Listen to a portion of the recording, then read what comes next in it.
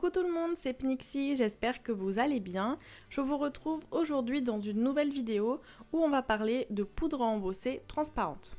Je possède celle-ci, c'est la poudre à embosser transparent vernis de chez Ezink, c'est la marque Aladdin. Je l'ai depuis bien 1 an et je trouve que le rendu est vraiment superbe, du coup j'ai eu envie de vous montrer comment je l'utilise. Pour commencer, avant d'embosser, j'ai une chaussette qui est remplie de talc et je viens tapoter sur mon papier. Ça va déposer une fine couche de talc et éviter que la poudre à embosser n'accroche sur la feuille. Ça sert en fait de coussin antistatique. Ça évite d'en acheter un, c'est un truc fait maison et ça fonctionne vraiment super bien.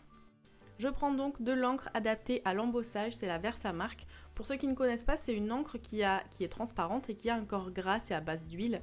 Du coup, vous allez pouvoir l'appliquer sur votre tampon et quand vous allez tamponner le motif sur la feuille, ça va laisser une empreinte transparente, mais quand même une empreinte qui est visible avec la lumière, les reflets. Et quand vous allez appliquer la poudre embossée sur le papier, ça va permettre que la poudre accroche à cette empreinte. Je tamponne 2 fois pour plus de sécurité pour être vraiment sûr que l'intégralité du motif est bien reportée sur ma feuille, sinon mon embossage sera raté. Une fois la poudre appliquée, il ne me reste plus qu'à venir la faire chauffer avec mon heat gun. Donc je fais des petits passages, je fais des petits mouvements pour pas chauffer toujours au même endroit. Et puis je vais voir petit à petit que la poudre va se transformer et va devenir translucide avec un effet en relief. J'ai oublié de le préciser, mais j'ai pris du papier aquarellable parce qu'on va utiliser de l'eau pour la suite. Et si vous prenez un papier qui ne résiste pas à un apport d'eau conséquent, ça va complètement rater l'effet qu'on veut donner à notre tamponnage. Dans cette vidéo, je vais vous montrer 3 techniques pour utiliser l'embossage transparent. Je commence par la première avec de l'aquarelle. Donc j'ai choisi la palette Pastel Dreams de chez Prima, elle est vraiment magnifique. Je sais que tout le monde n'a pas d'aquarelle chez soi, donc je vous montrerai ensuite des techniques avec un autre type de matériel que vous avez probablement chez vous. Je vais utiliser les 2 couleurs marron qui sont présentes dans la palette, tantôt seules, tantôt je vais les mélanger pour faire différentes nuances. Et je vais commencer par appliquer sur le fond une couleur claire avec mon pinceau en balayant simplement ma feuille. Et vous voyez que le motif ressort déjà, c'est déjà très joli comme ça. En fait c'est parce que comme la poudre embossée est transparente, elle laisse apparaître le blanc du papier qui se trouve en dessous. Et du coup je vais pouvoir m'amuser à faire différentes nuances, différentes variations. Et je vais disposer de la peinture de différentes couleurs un petit peu partout sur ma feuille pour faire comme des taches de café pour rester dans le thème du tampon. Vous voyez que quand j'applique de la couleur au milieu sur l'écriture, j'ai des petites gouttes colorées qui se déposent sur la partie blanche. Ça c'est pas grave, il faut pas trop vous prendre la tête avec ça parce qu'à la fin quand tout sera sec on pourra les enlever assez facilement. Donc s'il en reste ne vous inquiétez pas pour ça, ça sera assez facile à retirer, je vous montrerai juste après.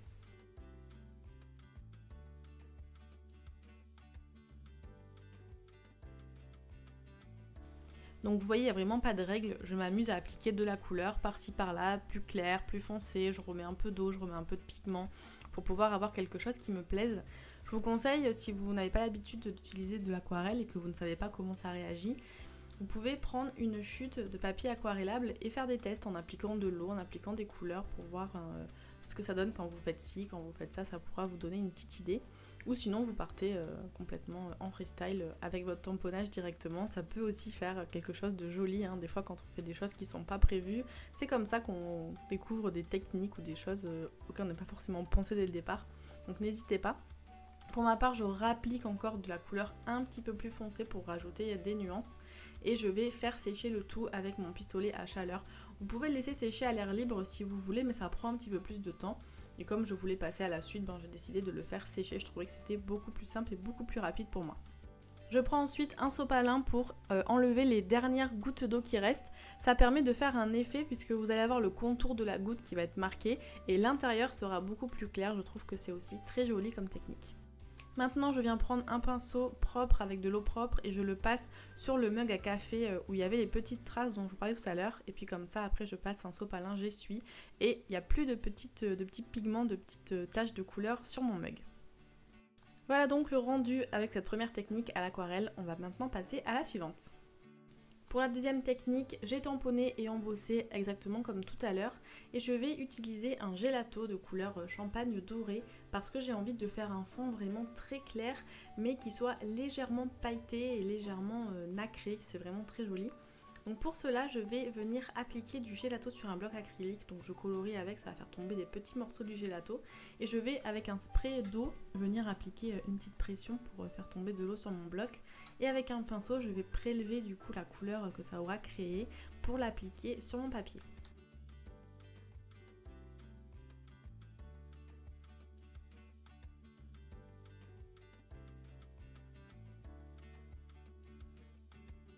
Pour casser un petit peu le côté clair, j'ai rajouté du orange. Ça rajoute aussi un petit peu de chaleur parce que la couleur champagne doré est quand même assez froide. Donc du coup je l'ai mélangé avec le champagne que j'avais précédemment utilisé. Et ça va me faire un fond un petit peu plus vivant, on va dire un petit peu plus vif.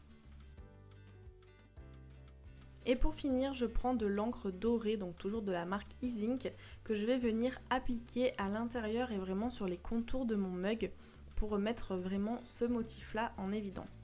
Du coup, ce sera quelque chose qui sera vraiment plus clair que l'aquarelle parce que j'ai pris des couleurs plus claires et parce que les nuances seront moins marquées. Mais c'est quelque chose de très discret, de brillant avec toutes ces paillettes et ce doré et je trouve que le rendu est vraiment super sympa.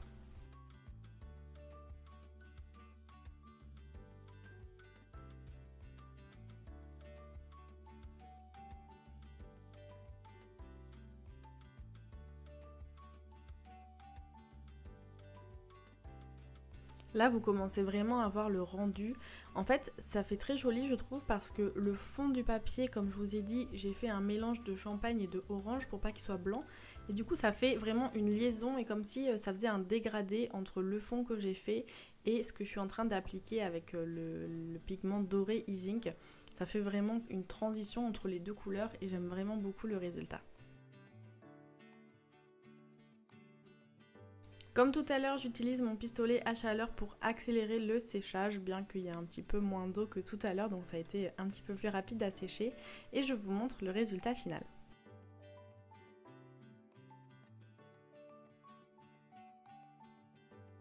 La dernière technique est vraiment à la portée de tout le monde, il suffit simplement d'avoir des feutres chez soi. Donc moi j'ai pris un Tombow et un Crayola Super Tips parce que je n'avais pas dans la même marque ou dans la même collection deux feutres marrons qui soient de couleurs différentes. Donc c'est pour ça que j'ai mixé deux marques mais peu importe. Et je vais commencer par colorier sur mon bloc acrylique avec la couleur la plus claire, donc c'est le Tombow.